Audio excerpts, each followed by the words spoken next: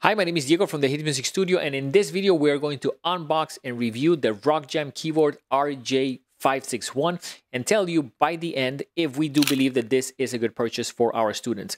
This keyboard comes in a package, has a lot of accessories. We're going to cover those as well. We're going to be dividing the review in sections, talking about the keyboard and how it feels, the sounds, the drum beats, the connectivity that the keyboard has, and the features that it has so you can get better at playing piano. Let's get started with the unboxing.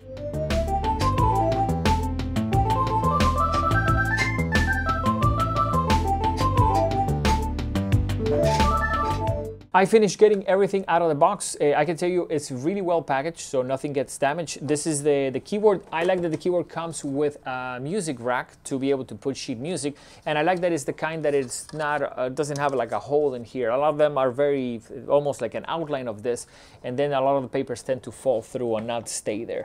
The other thing is that it already has a AC adapter for it, which of course is a plus. That way you don't have to buy it separate or get batteries.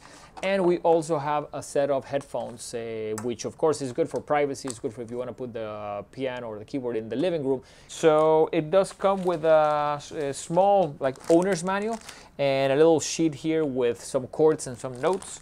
And at the same time, I really like the fact that it comes with a seat or with I guess a bench, and the bench is already pretty much completely assembled. You just put it into place, so that's cool because you don't have to like spend a lot of time getting bolts and things going, so you can assemble it. Now it does come with a stand as well to put the piano.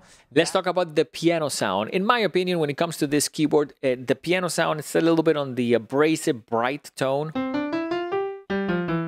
For someone that is starting out, maybe you don't have in your journey yet a way to compare it to a much higher end keyboard or an actual piano.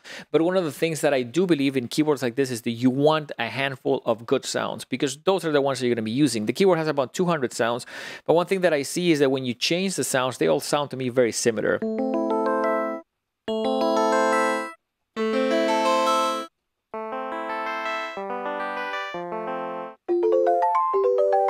And that brightness, to me, it's almost like a little bit hard to like get away, especially because I do believe that in this same price point, you probably will have other keyboards that the piano sound in itself sounds a little bit more pleasant. Is it really abrasive to the point that, you know, it's very hard to like make music with it? Not necessarily, but at the same time, I think in this price point, it is a pretty bright and a little bit almost harsh sound. And the thing that I see is that across the board, a lot of the sounds tend to sound very similar, making them not that usable. Drum beats. The keyboard has 200 drum beats, and one of the things that I would like to say is that's a good amount, but in my opinion, after checking them, a lot of them I don't find them that usable. I like drum beats to be very generic, and at the same time I like them to be hopefully very musical so you can use it in different styles. This is 0-0. So one of the things that I find about the drum beats is they all share the same drum sound, which in this case is a little bit of a harsh type of sound. So when you go to different styles, it's almost like maybe it doesn't fit that well, but I think they are somewhat usable. Now, one thing that I do find is some of them are a little bit too almost unnecessary complex, like this one.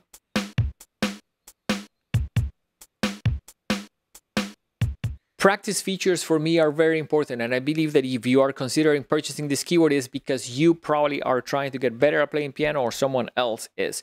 So let's talk about a couple of things that I find interesting about the keyboard. The first one is that you can just directly press on the metronome button right here, and with that you can get the metronome started. If you press it multiple times, the metronome clicks differently, so you can even use it in different styles of music. That is pretty functional. I like that it has a built-in metronome, and I like that with one button you can press that and get the keyboard recorded, so you can play something on it, record it, and then hear it yourself playing it. That I think is a fairly functional thing. It has these buttons on the front that can be used for percussion sounds. I don't know how that usable that is, but that's kind of like okay. It comes with a teaching course. The teaching course in this type of keyboards, I don't love them. I think they're a little bit confusing. I was trying to follow it and couldn't understand it well, so I think it's not super user-friendly, but I think there's definitely an option just to see if you can get started with that. But a couple of other things that I wanted to mention, it has the ability to produce a auto accompaniment. It has an ability to, like, if you press a drum beat and put it in the mode, you can get almost like a built-in music. based on the notes that you're playing on the left hand.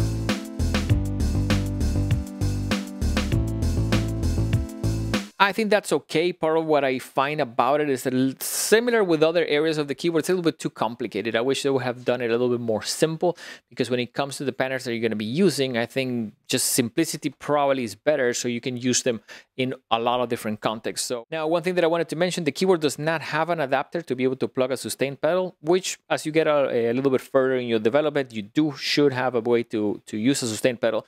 The way that you're trying to get away with that is by pressing this button, which is a sustain button, which makes all of the notes release longer, sound longer. So if I take that off, the notes sound a little bit shorter. Now that, in my opinion, is a little bit tricky, because you do want in a keyboard to control the sustain, so that's why you usually do it with a pedal. Connectivity is an important factor when it comes to a keyboard, because I like my students to later on think of like trying to use it to make music, connect it to software, that kind of thing. So the keyboard only has 2 holes in the back. One is for a microphone input. I don't believe the speakers are probably that great to plug a microphone, but I guess you can try it if you're trying to maybe sing and play at the same time. And the other output that it has is for headphones. That is a mini plug type of headphone jack, which means that you don't need to buy an adapter, which is a good thing. But at the same time, it doesn't have USB connectivity, means that you cannot connect it to a computer, which it's expected at this price point, but it's something that if that's important for you later on, maybe you should invest in a keyboard that actually has that type of input jack on the back. This is an important area, and we're going to be talking about how the keyboard feels to the touch. And this is one that I'm not particularly trying to be mean to this company, but I feel it's one of the worst that I've seen. Now, one thing that I don't really like is that the fact that the keys have a lot of like almost give. They really move sideways, which I think I have never seen on a keyboard, which makes them, when you play them, almost feel like not only they're going down, but they're going a little bit sideways, which is a little bit on an odd feeling. The other thing that I don't particularly like is that the spring on them feels almost like they're resisting the playing. So instead of like playing them and having them feel a little bit like going down because you're pushing them down, they almost feel like they're resisting the movement. I'm ready to give you the conclusion of the video. Unfortunately, we cannot recommend this product. We don't believe the quality of it almost overrides the fact that there are some significant issues with the keyboard and how it's going to feel to play it. We want people to love music, to be excited to learn, and to stay learning for a while. And between the sound of the keyboard, a little bit the patterns that it comes, and how the keys feel, we don't believe that we can recommend it. The accessories are good, but in a scale, it doesn't tip it over to a yes. I would rather have you purchase a keyboard that you spend more money into the keyboard, do not get any accessories, and get an instrument that is easier and nicer to play. And as you keep progressing, then you can purchase accessories individually.